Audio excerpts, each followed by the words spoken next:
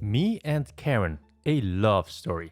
Just kidding. Karen is a total bitch, but buckle up, here is my story. My husband and I have been saving up for almost a decade to move to a tropical paradise. About 2 years ago, we bit the bullet and moved to our dream location. Housing here is super expensive, like Hawaii prices, so all we could afford was half a duplex. It is beautiful and on the water with places for our boats. Unfortunately, Karen, Billy Bob, the boyfriend, and her 3 gremlins live in the other unit. Setup. There is some period of time we just went for a week here and there, but we live here full time now.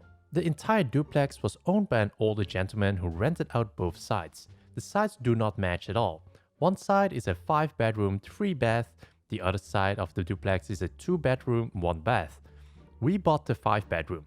On our side of the property, we have 90% of the backyard, a gazebo, and dockage, about 150 since it's on the corner. The other side has a small backyard patio and maybe 15 of dockage. The rental leases say the renters are entitled to their specific backyards, but there were no fences or anything, so all the renters shared the entire backyard. After we bought the house, Karen immediately tried to throw her weight around that they expected to continue with that privilege. I told her if she asked politely, we would try to accommodate her. She thought this meant she could use our backyard whenever she wanted. Party incident. One day, my husband and I are enjoying some drinks outside when a delivery truck shows to set up a giant blow-up thing in our backyard. I asked Karen WTF she thought she was doing, and she said it was her kid's birthday. Then she had the gall to say it was a family and friends only event, so we had to stay inside our house.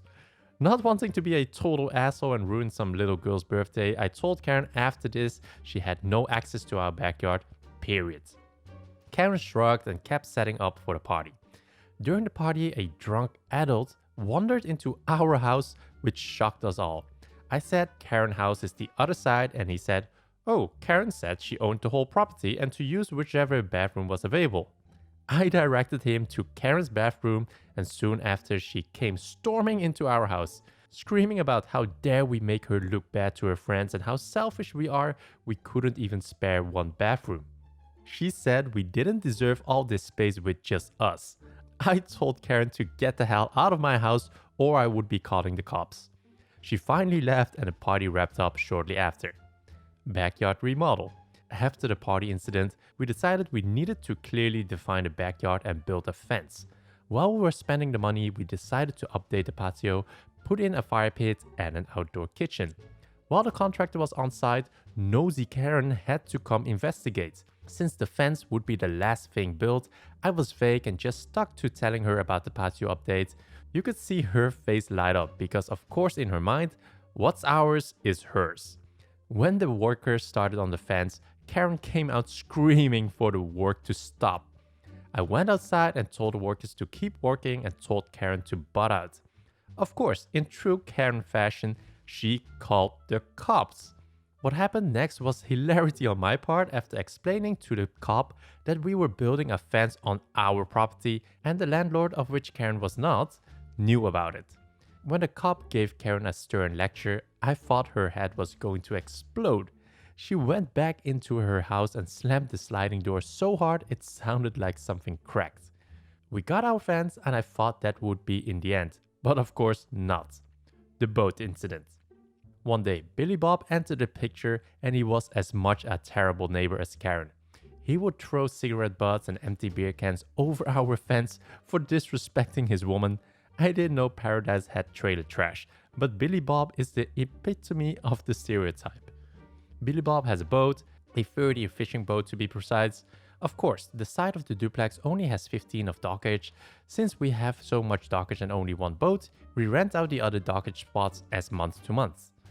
People come and go, so if we don't receive rent from them by the end of the month and the boat disappears, we think nothing of it. We had a renter who tied up their boat on the property line, but Billy Bob wanted to park his boat and needed that space. Karen and Billy Bob posed as us, we were out of town, told the renters to be gone at the end of the month and then parked Billy Bob's boat on the dockage. I only found out about it weeks later because the renter left a nasty review on the rental site we used. They said we were rude and went back on the verbal agreement to let them stay for 3 more months. I was like, what the F is all of this? After a phone call, I quickly put 2 and 2 together.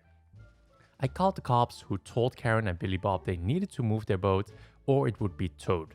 Karen and Billy Bob started screaming, the boat is fully on their property, it isn't, then changed to no one can own the water, true, but a seawall is needed, that we are liars, and at some point Billy Bob punched a cop and went to jail.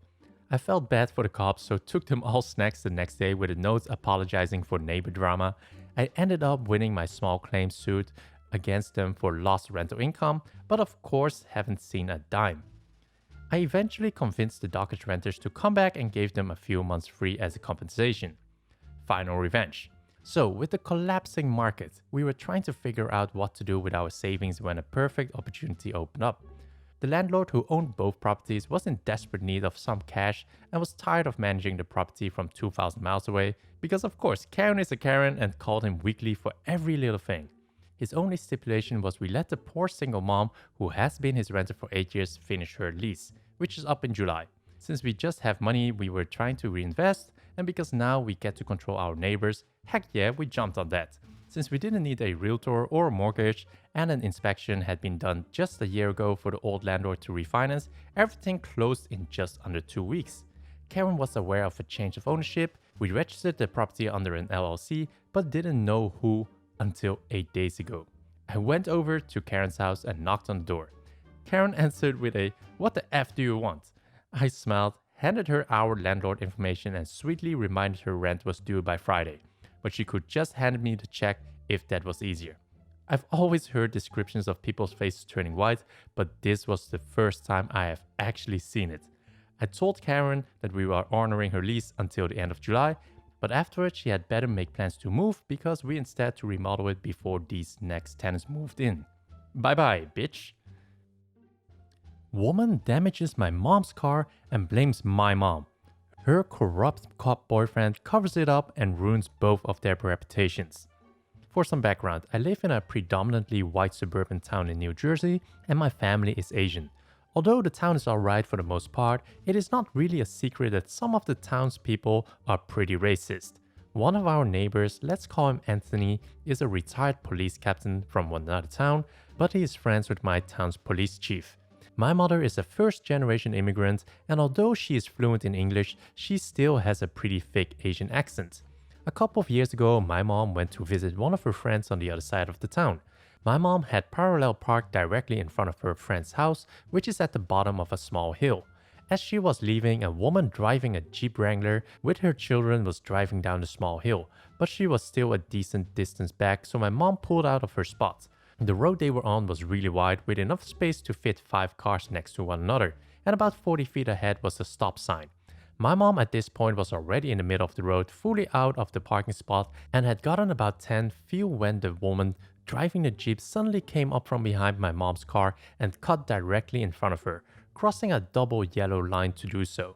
Because of the angle she cut off my mom at, the Jeep's rear wheel ended up ripping off my mom's front bumper. My mom naturally immediately stops and the woman got out of her car after straightening it out on the road. As soon as she stepped out of her car, this woman, we'll call her Karen, immediately starts cursing my mom out at the top of her lungs. Karen told my mom to call the police, but my mom told her that her phone had died. My mom's friend and her son, as well as the neighbor, came out of the house after hearing the commotion to see what had happened.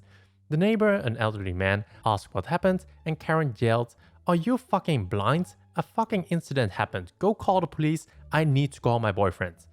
The son had taken a few law classes in college, so he offered to take a bunch of pictures of the scene of the accident and send them to my mom later. This becomes super important later. The neighbor calls the police, but Karen's boyfriend arrives at the scene first. When the cop, let's call him Kenny, finally arrives, he asks my mom what happened. Just as my mom had just started saying her side of the story, the cop says, "Wait just a minute," and walks over to the boyfriend. As it turns out, the boyfriend, we'll call him Sam, was a cop in the town who was pretty popular with the kids in the middle school since he would occasionally visit to talk about things like DARE and the other things in assemblies. Sam was off duty at the time, so he was able to come over when Karen called him, As soon as Kenny saw his bud Sam, he immediately went to go talk with him rather than with my mom or with Karen. They discussed for a little while and afterwards sent everyone on their way. My mom tried to talk to Kenny before he left, but Kenny just brushed it off and said he got the details he needed and that my mom would be able to get the police report in about a week or two. When my mom received the police report, she saw that it said that she pulled out without using her blinkers suddenly and hit Karen's car. On top of that, Karen was expecting for my mom's insurance to pay for the damages done to her rear wheel. My mom went to my neighbor's Anthony to ask what she should do about the report since it was clearly wrong. Anthony was furious and told her that she should go to the police station and ask to see the chief, and if they ask why she needs to see him, she should tell them that it's because she wants to file an internal complaint.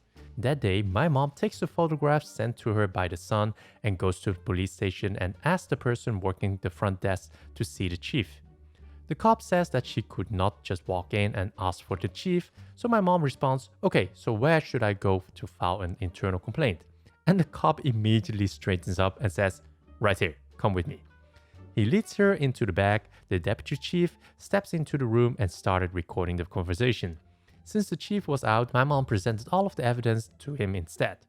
After presenting the evidence to show that it was in fact Karen that hit her instead of the other way around, my mom also says that she would like to file a corruption complaint against both Kenny and Sam. Kenny clearly did not do his job properly since he did not properly ask the actual people involved in the accident and did not even note the fact that there were 2 passengers in Karen's car in the report. Even Karen later admitted to an investigator that Kenny never once spoke to her.